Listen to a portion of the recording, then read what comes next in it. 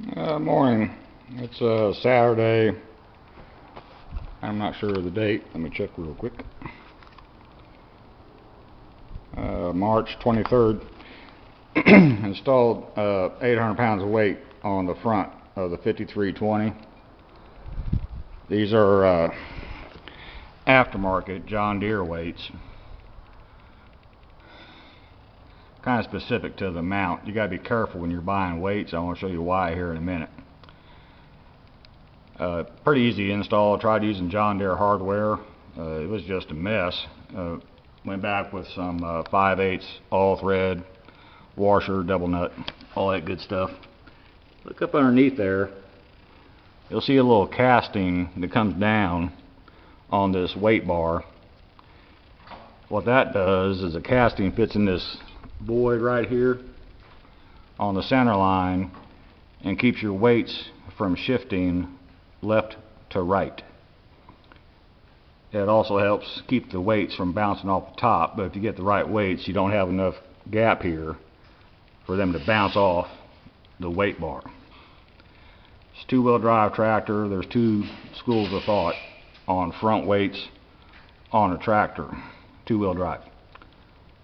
When you got an implement pulling heavy on the back, you need to keep the weight kind of even so your front end's not coming off of the ground. It actually pulls better. People will say no, it don't. Well, what I say is go to any tractor pull video and you'll see that the tractors always have just a boo-koodles amount of weight on the front of the tractor to keep the front end down. It's not for steering because they're steering with the brakes, but it aids in the pull force of the tractor, and they're pulling off of the hitch when they're pulling the sled. So looking at these, at auction I bought 60 100-pound Kubota weights. I had to do a modification to them. Right here I welded on a tab. This is cast iron. Just a little 1-inch tall tab. I'm going to explain that in a second. And I didn't use NiCad rod before the welders freak out. I know when you're welding cast iron you use nickel cadmium rod. I got that. However, all I'm trying to do is keep that tab in position. Went back with 6011. Turn the heat way up. Burn it into the cast iron. Go back with that's actually a 3-pass weld. The little 1-inch tabs, that's just regular old steel, nothing too welding that. All I'm trying to do is keep those tabs in position. They're not supporting anything. I just don't want them falling off. I'm going to show you why. Follow me.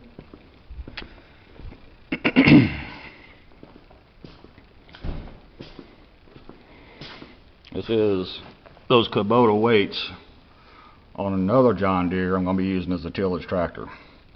Look down here on this weight bar. It's different than the 5320. It doesn't have that cast cone going in the downward direction. Where they hook on is perfect. I got a huge gap down here between the weight and the weight bar where you mount them. That's why I welded on the tabs. Those two weights with the welded on tabs are going to be on the very end. This is part 1 of part 2. I don't know how to pause this camera and keep it all in one video. So when I get these things on, you'll see what I'm talking about and how I mounted them. Why did I do this? The John Deere knockoff weights, I bought 10 to save on freight. I needed 8, or $111 a piece. These Kubota weights that I bought, I paid $6 a piece for. That's why I'm going to all this trouble. Anyway, this is part 1 of part 2. I have part 2 done as soon as I get these heavy ass weights mounted on this tractor. So be looking for it. Thank you.